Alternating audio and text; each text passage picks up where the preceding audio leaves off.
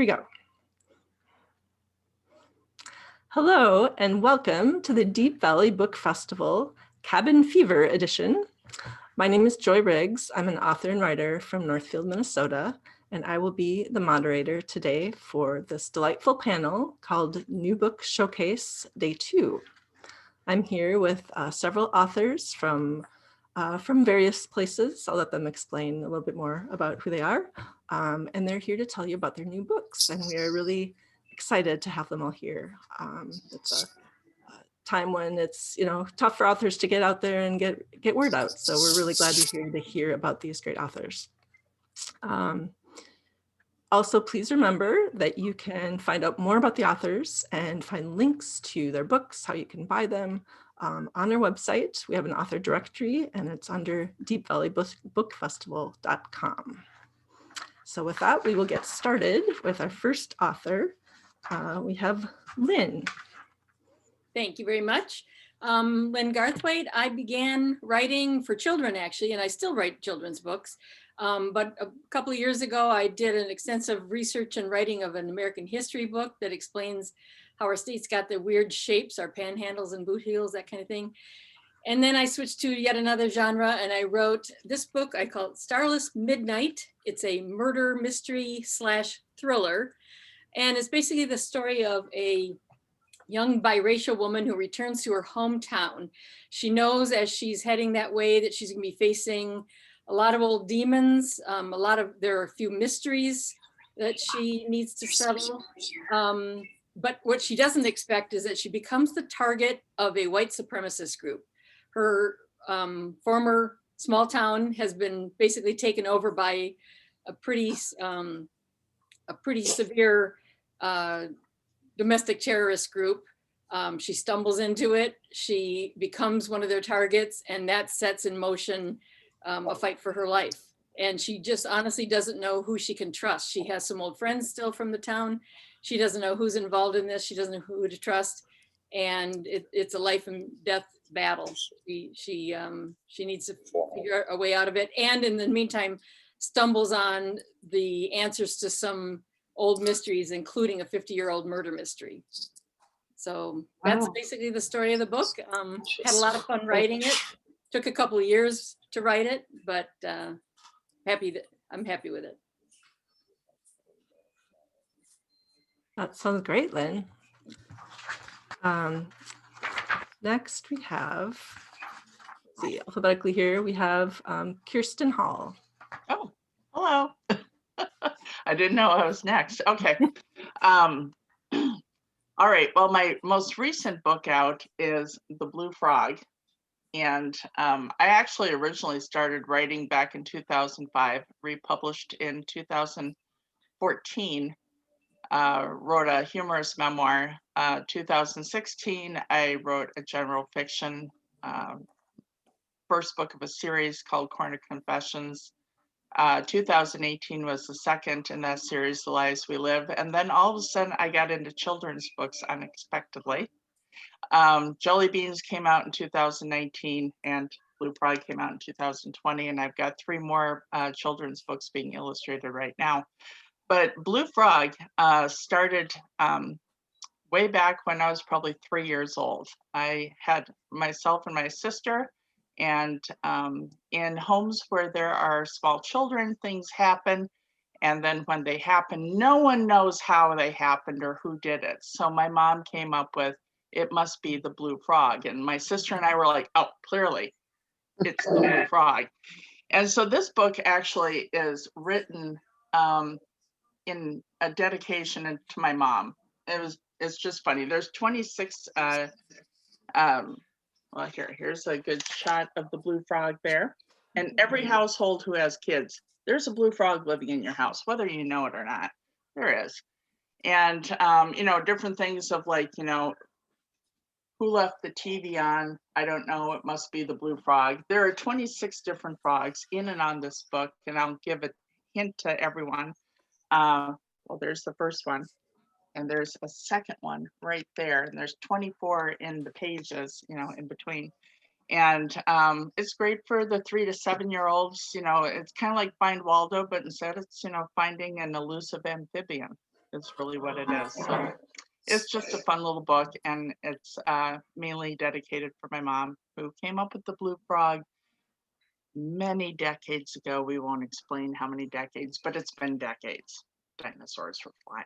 Okay, there you go. Thanks, Kiersten. That was great. Next, we have Sara Krisher. Yeah, Sara Kreischer. Kreischer, sorry. No worries. Good to be here. I wrote The Confidence to Speak. And this book, although it would indicate it's all about how to speak, it really isn't. In fact, I started writing the how-to, and I got 23,000 words in and decided it was the most boring book I'd ever read. So I had to scrap it all and start over. So my goal with this was to really make an interesting book. And what's more interesting than stories? So I put together a bunch of stories, and the whole basis of this book is that everyone always talks about this fear of speaking. And I teach leaders how to present and how to do public speaking on the regular. And it's kind of this elusive idea that, you know, the fear of speaking is always at the top of the lists of the greatest fears. And as I was working with them, I started realizing that, you know what, there is no such thing as a fear of speaking. There just isn't. There are many fears of speaking. So as I wrote this book, I really contemplated what are the different pieces that are involved in the fear, and how do we become confident in a place where maybe we've never been before. So the chapters in this book are set up for a fear, and one of the fears is a fear of criticism. I'm sure none of you have ever had that happen. The great thing about this book is that even though it does say it's the fear of speaking, or it's the confidence to speak, it's really about belonging. And it's that human need of wanting to belong and needing to belong. And so the book covers stories beyond just the speaking, beyond the, you know, what we might narrow ourselves in thinking. And I've got embarrassing moments in here from other speakers. I've got just a bunch of stories. The fear of criticism, by the way to overcome that has to do with radical self-acceptance. So if you can think of that, radical self-acceptance, meaning it's accepting yourself for everything that you are and everything that you are not. And with that, you can start to really combat that idea of that criticism creeping in when you least want it to be there. This book took me way too long to write, but it has a lot of my heart and soul in it. And one of the reasons I wrote it was I wanted my readers to be able to see themselves in the stories. And I also wanted them to walk away with lessons that were hard learned by others, and myself included, without having to repeat them themselves. So that would be the awesome thing, if you could read this book and go, ooh, I'm not going to do that. But if nothing else, you know that you're not alone, that there are definite things that happen as you travel through life, and none of them are going to keep us down. We're going to keep going. And we are going to get the confidence to speak. Thank you, Sara. I should have read that book before we started this panel. But I can still read it now, later. Right, and, I'll be ready for my next Zoom call. Okay, next we have Paula. Hi, my name is Paula Moorhart. I am a gardener, a baker, a grandmother, a mother. I'm a whole lot of different things. And one of the things I am is a writer in several different genres. My latest book is a children's book, and it was written while I was going through some childhood toys I wanted to give to my grandchildren. 5 Friends Deep is a story of 5 of my childhood friends and introduces each one in a poem. Teddy, my bear, my donkey Joe, my dog Freddie, Cam the monkey, and Sam the mouse all play and live in this book, thanks to the wonderful illustrations by Kim Hanzo. It is suitable for children 4 to 8 years of age, and every child will find something to like in Five Friends Deep. I'd like to give you a little introduction to my friends. Five Friends Deep. My teddy bear's name is Teddy. The blue-eared dog is Freddie. The donkey is Joe. The mouse is Sam. And the long-tailed monkey's name is Cam. There they sit on a box big and brown, and they all have smiles, not a single frown. I have them sitting in a great big heap, a pile of friends, 5 friends deep. There is a surprise at the end of the story. How, why, what happened? How is the pile now 6 friends deep? If you read 5 Friends Deep, you can discover for yourself Teddy's affliction, Freddie's predicament, Joe's steadiness, Cam's abilities, and Sam's surprise. I had a lot of fun writing 5 Friends Deep, and even more fun reading it to my grandchildren. And I think you're going to love reading it just as much as I had fun writing it. Thank you. That was really sweet, Paula. It made me think of my childhood friend, Big Orange Dog. Next, we have with us George Murray. George, are you here? He was here. There he is. Hey, thank you. George Murray, author of Hired, Cut Your Career Search Time in Half. I found myself in career transition like most professionals and executives right around their mid-40s. I took a lot of notes, but I realized that there was really no roadmap for career transition. No one to tell you kind of how do you progress through this whole process. Kind of like when they raise you in school, they don't tell you the critical things like how to do a successful interview and also how to balance a checkbook, all the things that are really critical for life. And what happened to me was, with most, is that it was basically a reduction in workforce. And so I found myself out like most, really trying to figure it all out. And what I found out was there was a lot of books about great networking, how to do interviewing, but really not a book that basically said from the time that you left your last role, whether you reduced workforce, you made a decision your own, to landing your next role, there's a lot of things to consider, right? Most importantly is how do you keep your energy, positive attitude, and enthusiasm through this whole process? So the book really kind of articulates all the things to consider. Now, do you need to do all of them to have a successful career transition? Obviously not. And it gives you a lot of tools, tricks, and processes that you can turn around and take into your basically book of knowledge and apply it to yourself. One of the most important things I found in career transition I needed to create a day in a life, a structured day, because like most, we left a structured day.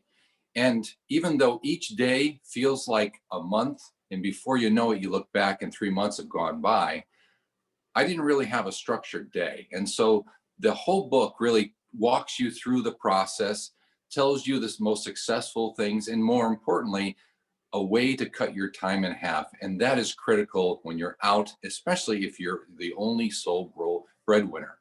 And so the book, to me, was meant to be a quick read, 132 pages. And if you're a slow reader like me, take 3 days. If you're early in career transition, or if you're struggling in your current career transition, this book has really helped a lot of people already. And I speak on the topic quite often. The book's been out for 4 months. It already has 50 reviews on Amazon. And, it's exceeded all my expectations. And at the end of the day, it's helping people land. And it couldn't be coming out at a better time when everybody is out there struggling to figure out, how do I get through this process? Thank you, George. Yeah, that sounds like could be really helpful for a lot of people. So be sure to check out George's book on our website.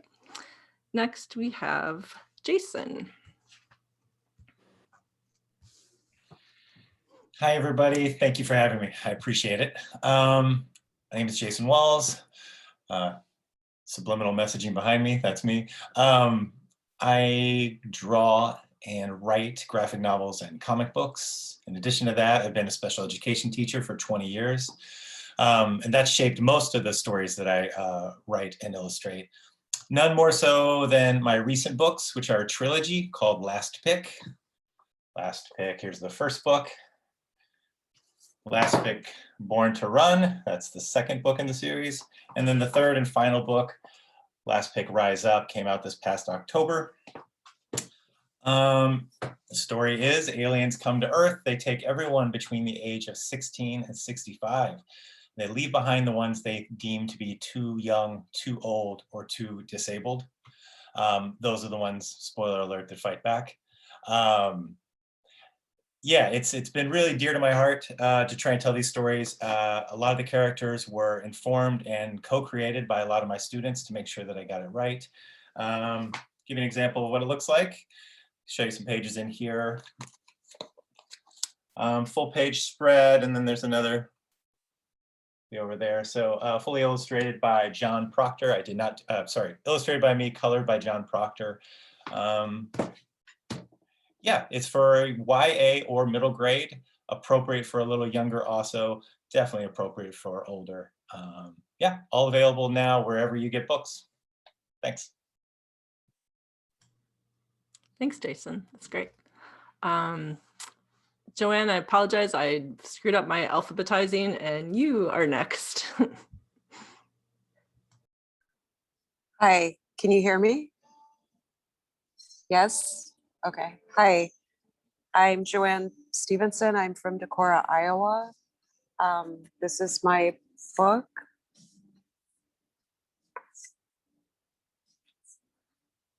Late Side of Midnight. It's my first attempt at professionally edited and illustrated book. It's been a really good experience with Fox Publishing. It's been really fun. The illustrations tell the story as well as my words. It's about a little boy who can't sleep. And there's lots of woodland animals in it. It kind of has a mysterious element to it, especially at the end, kind of two ways to interpret it, maybe depending on how old the child is. The genres between ages 3 and 7. Kim Hanzo did a great job of illustrating it. It's available on Fox Publishing and bookstores and through the internet, through my website, through Fox Publishing. I'm sorry, Fox Point Publishing. I have another book coming out that they're working on. I don't know what else to say about it. It's just beautiful, beautifully illustrated children's book. Hopefully it will become a favorite bedtime story for children. It's a winter scene, which is really perfect for right now. We're in the throngs of winter in Northeast Iowa and Minnesota. So I guess that's about it. Looking forward to writing more. The book is in a poem form. I started writing children's poems through Lyrical Iowa and just kind of took off with it. The story just came to me. And now it's a book. So pretty exciting. And it's been great. Thanks, JoAn. Last we have Diane. Hi there, I am Diane Windsor, and I am typically a publisher, but this time I decided to go ahead and write my own book and publish my own book, and it's called Stuck. Stuck is a young adult book, kind of in the same vein as John Green, these tragic teen stories. It's a little controversial because it touches on the anti-vax, pro-vax debate that we have all over the world right now. The story is about two high school friends, Cassidy and Angie, and they're high school juniors, excited about planning their futures together. They've been best friends forever. And then Angie is diagnosed with leukemia. Cassidy vows to be by her side for every treatment, and the whole school rallies around her and tries to help her out. But unfortunately, Cassidy's mother never had her vaccinated, so she comes down with the measles, and not realizing this, she's hanging out with Angie in the hospital, and she catches it. Because she is so immunocompromised, she dies. Just like these other John Green books, right? So Cassidy is devastated, of course. She feels that she killed her best friend, and she actually finds a doctor to vaccinate her. And I know that this is fiction. I know this would never happen in real life, but then she does this, of course, without her mother's consent, and it's against the law because she's a minor. So this book is very close to my heart because my son, when he was 20, a few years ago in 2018, he came down with leukemia. And I learned so much. Just like when you're the mother or parent of a child with cancer, you really do kind of become a semi, medical, well, I don't want to say professional, but we learn a lot more than we ever wanted to know about cancer. And that was a concern of his. I remember driving to the hospital with him one day, and there was a story on the news about a measles outbreak in an area because the vaccination rates had gone down so much. And he looked at me and he said, "Is that close to here? Am I going to get the measles?" And I'm like, "No, it's far away. It's far away." But this is a concern, for your folks who are immunocompromised, and cancer patients certainly are. So this book is very close to my heart. And I think a lot of fiction writers do take some of their story from real life. Of course, we write what's close to our heart and what we're really interested in. So available everywhere books are sold. Thank you. Thanks, Diane. I love the variety that of all these books y'all are presenting today. It's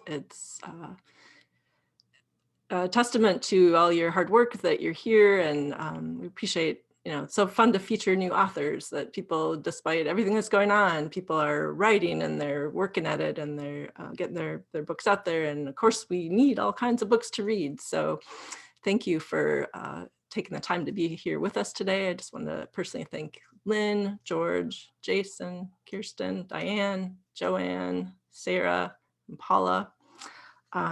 Please remember that deepvalleybookfestival.com, our website, has all kinds of information about the authors. You can click on the author directory and you can find, if they have more than one book, you can find links to the books. It'll take you directly to how you can purchase those books. It'll tell you more about the authors, and sometimes you can see like a book trailer. There's all kinds of stuff on there.